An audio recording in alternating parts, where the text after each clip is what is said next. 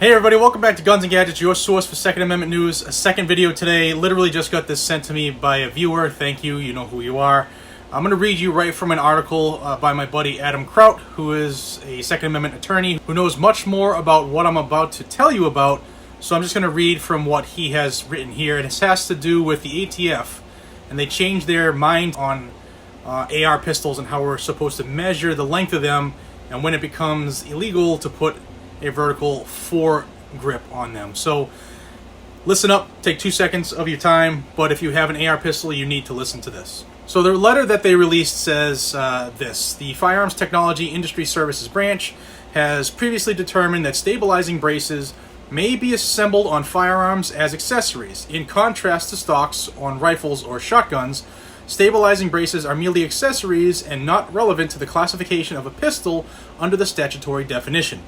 That is, a folding stock on a rifle or shotgun is included in the overall length measurements because the firearm must be designed or redesigned and intended to be fired from the shoulder to be so classified. The stock is therefore an essential element in the statutory definition.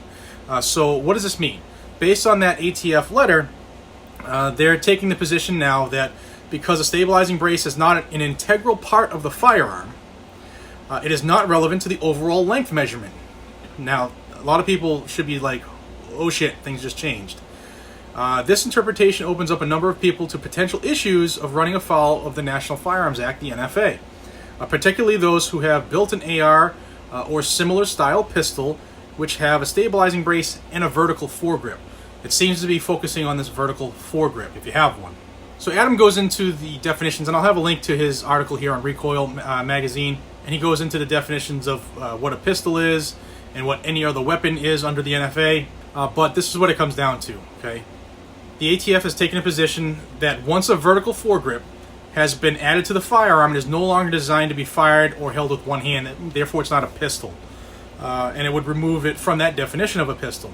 It should be noted the ATF previously used this argument in the Ninth Circuit and actually lost on that point. However, that doesn't mean that if they did it again today that they wouldn't get a different ruling. Now, on top of that, another problem that is here is the ATF has consistently held that the overall average length of 26 inches is the breaking point for concealability. If the firearm has an overall length of at least 26 inches, it places it into a category of arms that could be considered to be regulated by the NFA depending on other characteristics. If it has an overall length greater than 26 inches, it could remove it from those class of firearms, again, depending on characteristics. So if it's less than 26, NFA, over 26, good to go. So for this particular example that Adam's using, if the pistol has an overall length greater than 26 inches, it's not generally considered concealable under the any other weapon definition of the NFA. Although the ATF has stated in letters that if there is evidence the firearm was concealed by a person, it could still be considered in any other weapon. And that adding a foregrip to it, a vertical foregrip to it, it becomes a, quote, firearm since it no longer is designed to be fired when held with one hand. If the overall length was less than 26 inches and a foregrip were added, it would be concealed or would be classified as an any other weapon. A lot of craziness if you're not into the legal jargon. If you throw a vertical foregrip on your AR pistol, it is now considered not a pistol because it's not designed to, or not meant to fire with one hand. They also go on to say that makers also create an artificial overall length measurement, pay attention to this, by attaching a folding stabilizing brace. Such a measurement would be problematic because the firearm could avoid classification as an any other weapon, yet retain the conceivability and remain fully functional. Measuring a folding or telescoping stabilizing brace would therefore undermine the comprehensive statutory and regulatory design of the GCA and the NFA. The measurement of a folding or collapsing stabilizing brace in the overall length of a firearm creates an artificial overall length that would permit a maker to avoid classification as an NFA firearm without viable design or legal justification. So if you have a stabilizing brace, you can't add anything past the buffer tube. So you can add the buffer tube to that overall length, but nothing after that. If it folds, you can't count that either. So the bottom line, for according to Adam, is based on the new letter, it is safe to say that the ATF is taking the position that firearms equipped with stabilizing braces need to have their overall length measured with the brace folded, meaning you can't take that extra length, or to the end of the receiver extension, which is the magazine, which is the buffer tube, if the brace is stationary and non-adjustable. Adding a vertical foregrip to a firearm that has an overall length of less than 26 inches results in the making of any other weapon, which is subject to the National Firearms Act.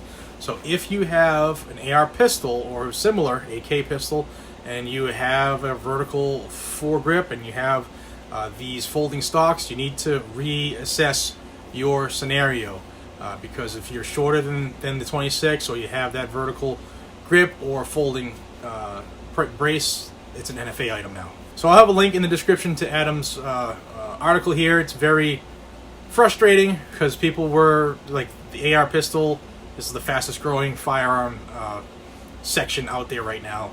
So the ATF is like, you know what, let's do something about that.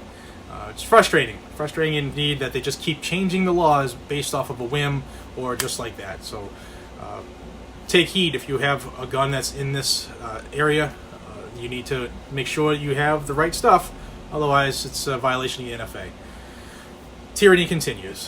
Hope you understand this. It's a lot of legal jargon, but please pass this along, especially if you know somebody who has an AR pistol, who has built one in the past. They need to know this stuff, and it's very important. So please pass it along. Until we see each other again, this is Jared from Guns and Gadgets. Be safe, stay vigilant, carry a weapon without a vertical foregrip if it's a AR pistol. Take care, everybody.